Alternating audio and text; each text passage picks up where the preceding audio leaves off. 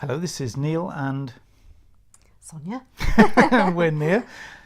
We're still going to figure out a way of doing that Yeah. more slickly. It still doesn't really work. Anyway, welcome to our latest little video chat get-together thing that we do. And the subject this evening, as we're recording, is going to be called Conditional happiness. Conditional happiness. This was a blog that I wrote earlier today, and it's a very, very, very, very big subject. The more I was thinking about this thing, I thought it just comes into everything, comes into every kind of moment of your life, every moment of your kind of waking existence, really. The kind of definition of it, and I think what I'll do is, if it's all right with you, is kind of just read the blog to you. It's not a particularly long one, so What made you write it in the first place? well,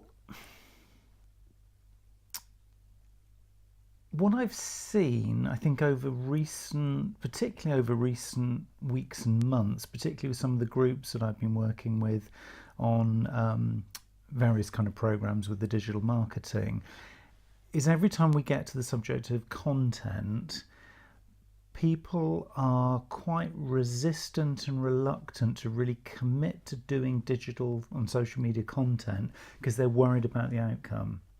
They don't do it, much as we're doing this thing here, because we're enjoying the journey, because we're enjoying doing it for its own sake, and hopefully somebody watching it might get some value from it. That's kind of our starting point, and that is enough for us to do it.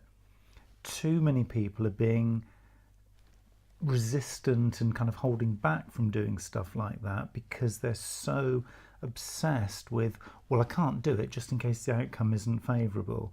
In other words, their happiness is conditional on a favourable outcome, Right. as opposed to just doing it purely for its own sake. Yeah. And so it holds you back. And I think that was the thing, really, as I sort of read through this, that's hopefully the message that you're going to kind of get. And then we'll see if we can explore a few other ideas sort of around the subject. Because if any kind of happiness that you have in your world, be it professionally or personally, if it's conditional on external stuff, that doesn't seem quite right. That doesn't seem either fair to yourself, it doesn't seem a good outcome, but it doesn't seem particularly enjoyable, full stop. No. So that was the motivation Okay. behind it. So I kind of tried to define it. There's not actually, if you do a Google search on this, there's not a huge amount of commentary on this at all. It's not really a phrase that there's a lot of kind of science behind it. So it might be something we can explore a bit more So in more detail. you're probably gonna obviously read it and explain it. But when I first saw the title and you shared it with me today, I thought it was meaning that happiness and positivity is so talked about and has been for years, and positive thinking and all that, that there's this now real pressure to be happy. And actually, ironically, the more you try and be happy, the less happy you're going to be. Oh, well, we can explore that Because one I too. think there is a theory that says the moment that you think you're happy, that moment's then gone. It's often when you're not thinking about trying to be happy or where you are that actually you're most at peace with yourself, and that's when you're happy or content. So I thought that's what that meant, the conditional bit. Right. But anyway, I let's see. was defining it slightly differently, but we can certainly explore that. That would be good. So, if you'll bear with me, if you'll kind of come on this little journey of conditional happiness, my happiness of doing this is not conditional on you carrying on watching this video, by the way. So I'm happy if you either do or don't, but I'm going to share this with you anyway. So, conditional happiness. So I'll just read it literally as I wrote it, and as I say, it's not too long, but hopefully it'll make some sense to you and put the context really of this video into shape. So conditional happiness is a trap into which we all often fall. The definition of conditional happiness is the reliance on external outcomes for the regulation of how we feel. So the reliance on external outcomes for the regulation of how we feel. So it really doesn't make sense to live a life based on a need for things to work out just the way we plan them. The risk of things going wrong, especially if we're talking about complex situations involving lots of people and maybe spread out over a long period of time, is just too great. So imagine a world where you can be happy without your happiness being conditional on the outcome of a situation. Imagine that you can, and probably should, be happy regardless of the outcome. So think about how that might feel. By being grateful for the right here, right now, it gives you a chance to truly enjoy your life to its fullest. So wherever you are, whatever you're doing, the end result doesn't have to be the determining factor. So it's the journey, in essence. So imagine you're investing in your professional development, for example, so because you're either after that promotion at work or for some other reason. And so every weekend you're reading, studying and learning. You're attending courses and workshops to boost your CV and your profile at work. However, the decision of whether or not you're promoted is outside of your direct control. So it's reliant on your manager, maybe timing, other people moving roles, and probably a host of other variables. So in this scenario, wouldn't it be better to enjoy the journey of self-development than beat yourself up and worry about whether or not the outcome is the promotion itself? So if you think about that, that's much more self-reliant, self-aware and self-determining, rather than always leaving yourself at the whim of, external stuff that may or may not happen. So surely it would be more enjoyable to be grateful for the journey itself. And the promotion, of course, then may be a lovely additional benefit of that process. So if you become less reliant on external outcomes, those outside of your control, maybe then think about how much happier and content you may well feel.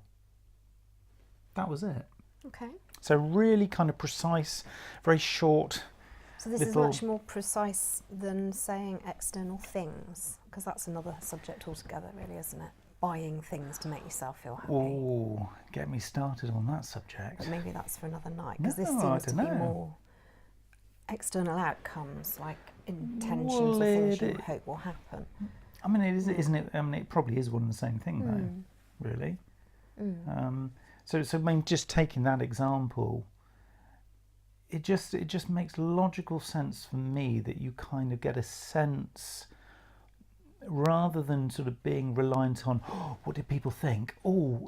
Did I do a good performance from their perspective? Then actually kind of almost hold the mirror up and kind of reflect, am I personally happy that I did my best? So when's a good example of in your life when you've been consciously aware of enjoying the process and not being focused on the outcome? I think actually what we're doing right here, right now, the whole kind of near journey. Yeah, we have ambitions, we have desires, we know some of the programs, some of the retreats that we're aiming for, lots of the content that we're going to be sharing. And for me, it's that self-discovery, it's that working together, it's about having a wonderful time between us, but also with the people that we are working with. And obviously we've already got, events and stuff scheduled in, we've already done the first one. So does it matter that the scorecard for a particular event has got 8s or 9s or 3s or 4s? Actually, that is about somebody else's experience. And I think if you aim for trying to get, we've got to get the highest scores possible, you're probably not being either authentic or true. You're probably not enjoying it or sharing the passion as much as you might if you just relaxed into, hey, I'm going to enjoy it myself, and as a byproduct of that, the other person's going to enjoy it too. Just feels like a better starting point, really. What's going on in my head, and this might be, bear with me here because I know I tend to go off on tangents a little bit, but where it's taking me is reminding me of my art shows that I've done. And when I very first started doing them, and I did some bigger ones at Malvern Flower Show and places like that, and I was so excited and really optimistic and hopeful, but it's really hard not to go into it hoping that you're going to sell lots of ceramics and have a really good outcome. So the first few shows I did, I felt quite let down in a way at the end, because it didn't meet my expectations. The outcomes didn't meet my expectations. So I learnt quite quickly that actually it was better, if anything, to go with no expectations or even low expectations, because then I might be pleasantly surprised. But then I also recognised that I was kind of, that was almost like a psychological thing I was getting into, because I was purposely lowering my expectations in the hope that I would still be surprised. And I've kind of come a full circle, because now I realise that actually what's far more reliable is none of that, but is just enjoying setting up, the process of looking at my work and appreciating what work I've done and putting it out on a nice display, taking time, meeting other stall holders, having chats, exchanging stories, realising you're not the only one in the boat, you know, all things like that, that actually that is the most reliable thing you can take away from it, because the money that you make, the sales that you do is pretty, I don't know what up and down, what's the word? It's kind of very reliant, as we've spoken to a lot of art people, on the market and, you know, Brexit and all these things, and it's just like so ebbing and flowing. Confidence. There's no formula, and that's one constant I've learned from those people, is that they've said there's no formula. One show, the same show, Malvern Flower Show,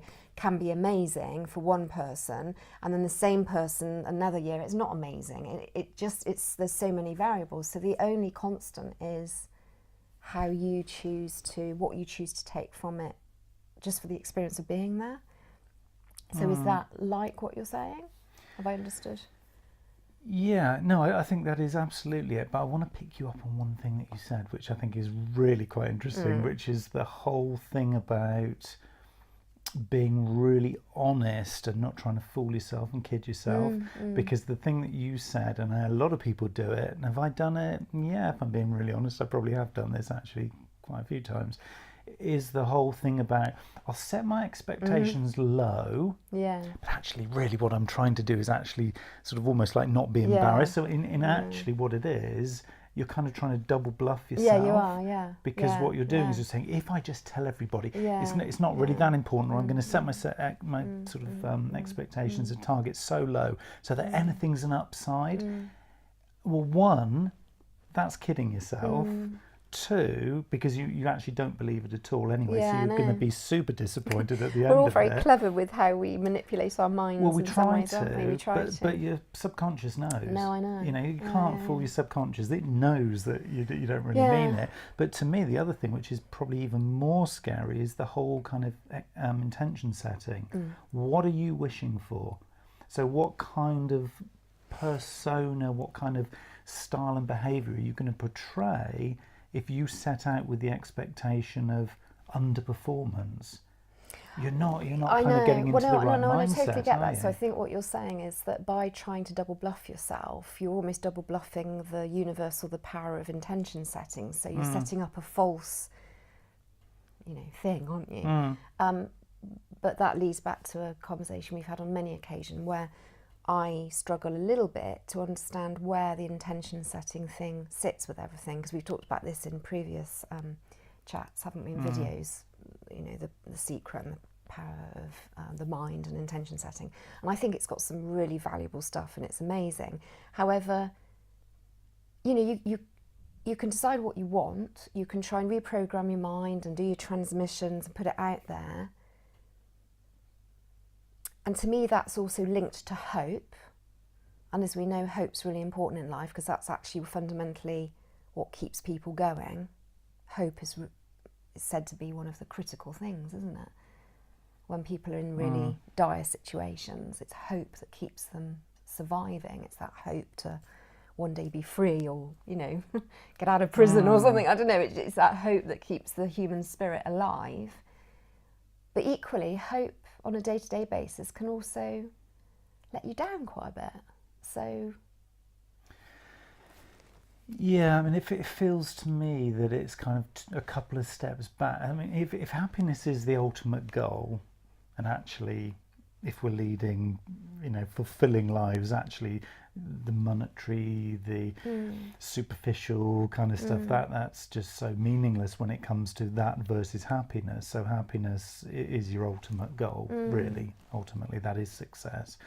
So anything that comes close to that is probably something like faith. I'm not talking about a religious faith. I'm talking about a fundamental belief that the outcome whatever you're aiming for is going to be positive. And if you believe in that and you kind of almost succumb to it, submit to it, so that's kind of doing the whole attraction thing really almost like with a religious kind of belief in it, then that in itself is about as close to happiness as you're going to get, because you're almost living the outcome before it's happened anyway. True, yeah.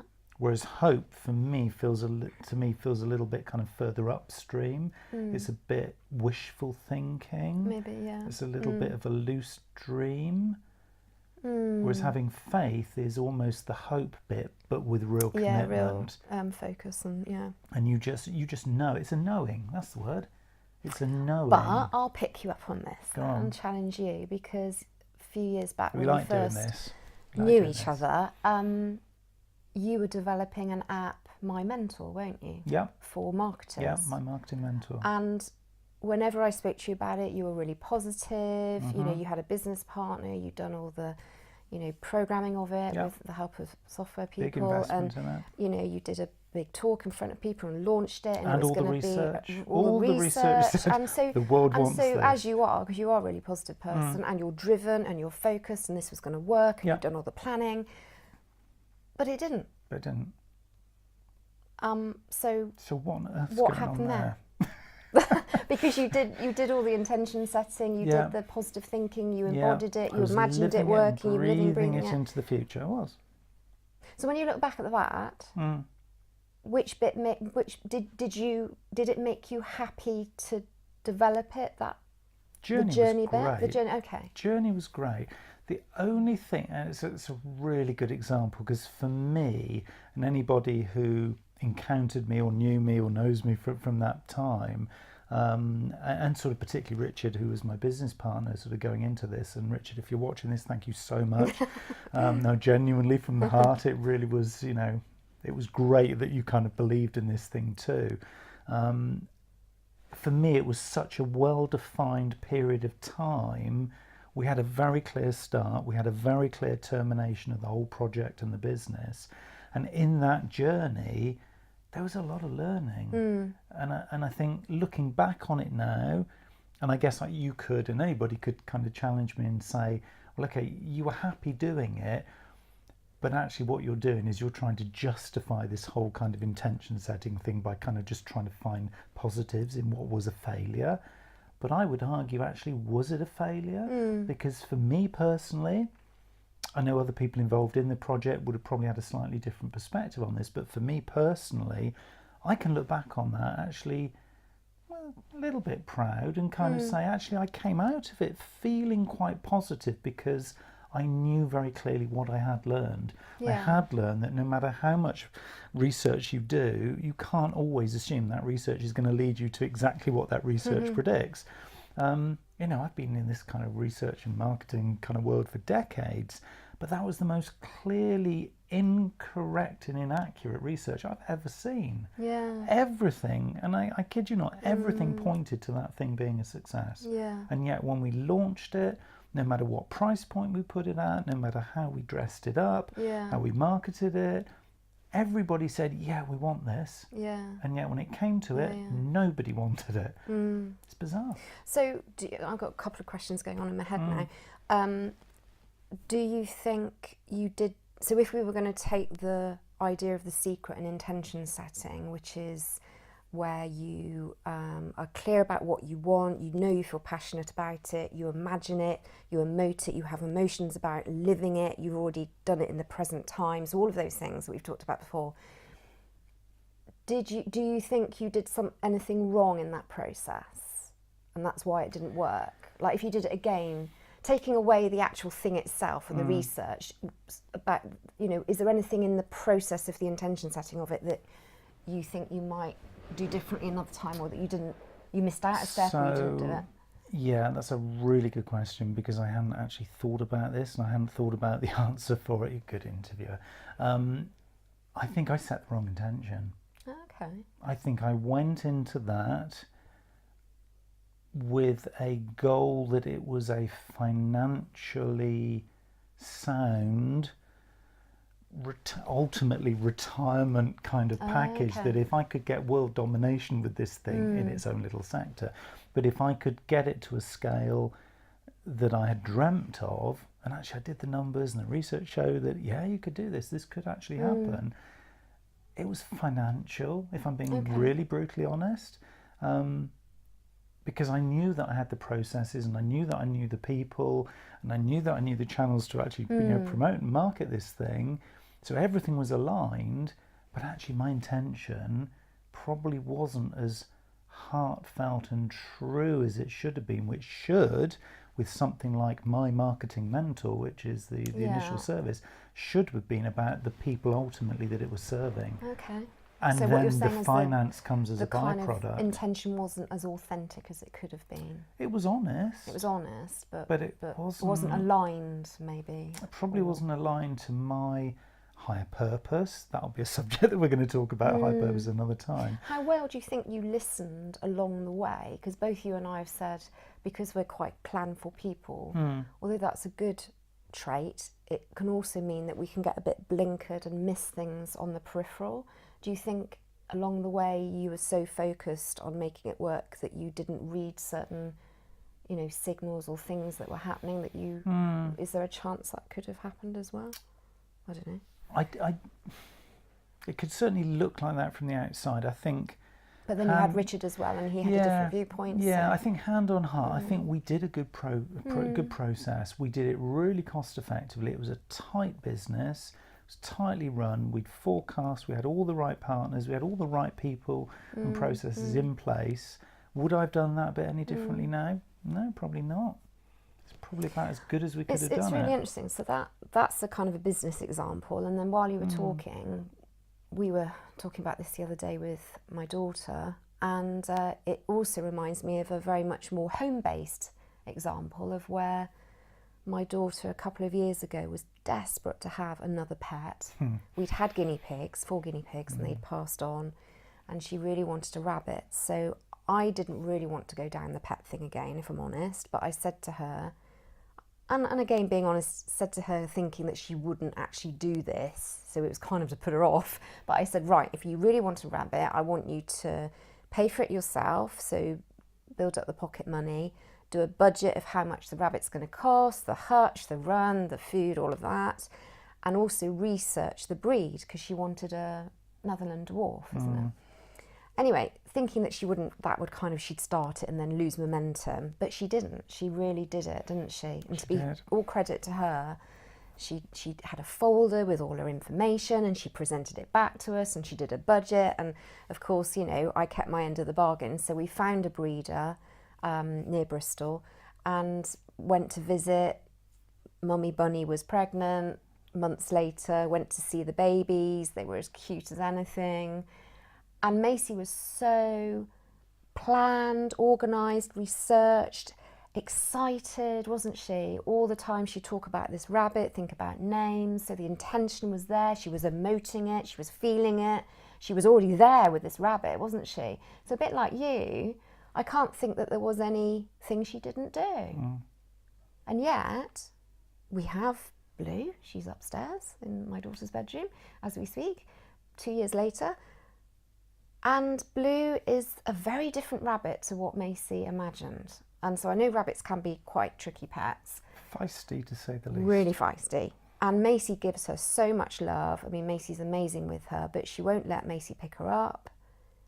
I mean, she's certainly characterful. Anyway, the point I'm making really is again a similar analogy, isn't it? That the intention setting's there, the good intention, the feeling, the imagination, all of it's there, but it doesn't necessarily mean that the outcome is going to be what you intended. So maybe Macy would say, a bit like you're saying, that the actual journey of planning it, imagining it, getting everything ready, buying the things, was the bit that made her happy. That was the happiness bit. And of course the consequence of it is that you can't necessarily expect the thing, be it a business, be it a pet, be it another person, to deliver the same, and of course that's the conditional bit that we've been talking about, to deliver the same in return that you've actually put out from your direction. And that's where these things either come down like a house of cards, just falls I mean, apart. I still struggle with it, I've got to be honest, because I think, because the you know, really clever people that we've talked about on YouTube and written books about all of this mind-setting stuff, say, well, if you've done it well enough, you should achieve exactly what you want, to the point where there are people that have put on their pinball pictures of mansion houses, and then that's the exact house that's come up for sale, which is like uncanny. I don't know, but I wonder, well, also I remember listening to Deepak Chopra. He said on an audio once, didn't he, that where a lot of people fall down is surrendering the way it's going to happen, or maybe the type of outcome, because you have to really want it, but you also have to surrender it, which is a dichotomy, really, isn't it? I think what a lot of us do is we imagine it, want it, and then we become so attached to it, and that's how it's going to happen, that maybe that restrains it somehow. So that might be one. Undoubtedly, that will restrict the progress that you're going to make. And I think, you know, I can think of, you know, lots of examples from, you know, my past where I've been very clear about the goal, and I've got a big fat plan to get me from there, but actually that wasn't ever the end result. And so it was conditional on me following that plan, and it's almost, you become, you know, a slave to the plan. You become almost subservient to that plan, and that's difficult. And then you lose sight of the fact that actually it wasn't about the end result at all. It was about the learning, the development, the enjoyment en route, the people you meet, the places you go, the experiences. It was never about the things. It was always about becoming a more full, more rounded person. And I think, you know, in lots of ways, that is the most exciting, interesting part of, well, any of these things. And for me, that's the condition that the happiness actually was always predestined to be serving. I think I've just, in the last couple of weeks, because I'm still listening to Joe Dispenza's audio about you know, how the power of the mind, and but I'm also starting to do a meditation series with Dandapani online, who's a Hindu monk. And what I'm realising is actually Joe Dispenza, at the end of his book and his audio, ends up talking about meditation as actually, you know, you can use your mind to retrain your you know, your intentions and thoughts and programming in your brain. But actually what you first of all need to do is be in a space of calm and acceptance of yourself and knowing and meditation. And there's lots of ways of meditating, but it's that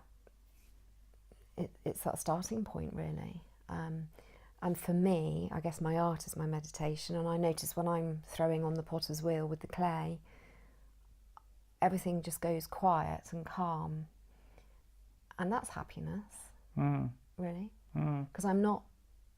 The weird thing is, I'm not with the clay. I always say that when I teach students, the clay is the teacher, actually, because you can have an intention of wanting to form a mug shape, for example, but while you're throwing on the wheel, what you really need to be doing is listening to the clay. So it's actually a collaboration of your own intention with the clay's intention, and then organically letting it form. Because sometimes it will go a certain way, and it's better to go with that than try and force it into a mug shape.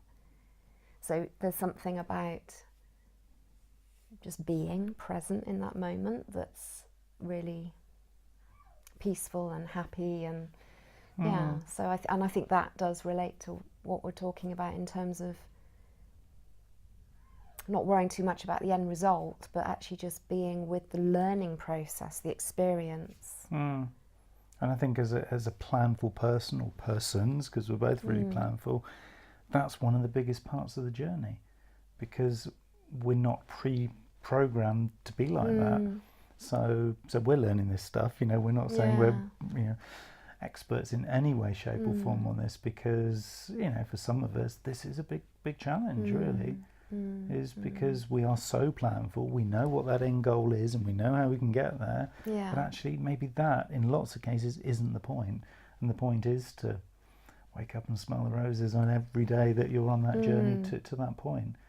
And so for me, that kind of is the full circle thing that kind of comes back to where we started, which, you know, it is about being present. It is as simple as that. It's about being present. It's about being, you know, very aware, very mindful of where you are, what you're learning, what you're experiencing en route. And yeah, you might have this audacious or really exciting end point that you're sort of pointing towards, but actually don't let that be the condition that guides how you feel en route, because how you feel en route is probably going to be a far greater amount of time of your life than the actual experience of getting to that destination. So it would seem a bit illogical to say, I'm only going to be happy when I get to the destination or when I get that condition. Whereas actually, if it's a long project or a long situation, that could take you a long time to get there. So you might as well enjoy that bit as well, if not more than the actual end result. And the irony is, if you can really enjoy the process, the destination might change because you've enjoyed a part of the journey, and it's like I guess like a flower in nature unfolding, isn't it? You can't really predict every single petal. It's the environment is going to affect how that flower opens. It's an organic kind of process, which I think is quite exciting, really, isn't it? Rather than having it completely set out, it's more enjoyable. And of course, if having that attitude helps you to do more things and not be, I don't know, restrained by a possible outcome that could be negative, again goes back to that whole thing about I can't post this thing on Facebook because, you know, I might not get enough likes. You know, it's just post it, you know, see what happens, enjoy the experience of seeing what might possibly, you know, come out of it. Don't not do it because you were worried about what people might think, or and don't be inhibited by the outcome. Really, everything that all of us ever worry about is, you can usually drill down to it being based in fear. Everything, actually. So I'd be asking those people, why are they fearful? What's underneath that? Why are they stopping themselves from doing it? And you're right, just enjoy the process of experimentation, isn't it? Exploring, taking some risks, and some things might not go so well, but as long as you learn, I think, as well and you try the next thing slightly differently. So the next things that you're thinking about, the next things that you're considering, am I happy about a scenario, a situation, work, or sort of home life? Just think, actually, am I really just holding on too tightly to the potential outcome? Is there something I can do between now and you know, that target point? Maybe chunk it down and just enjoy it in little segments. Enjoy the moment. Yeah, absolutely. Yeah. So don't make your happiness conditional on external stuff. Take it inside and really enjoy it. Yeah. Is that us done for now? I think so. I think it probably is. Well, more exciting things in the very next episode. Who knows what we'll be talking about? Yeah. We do, but we'll share that with you next time. This is Neil and Sonia. We're Nia. Thank you. Goodbye.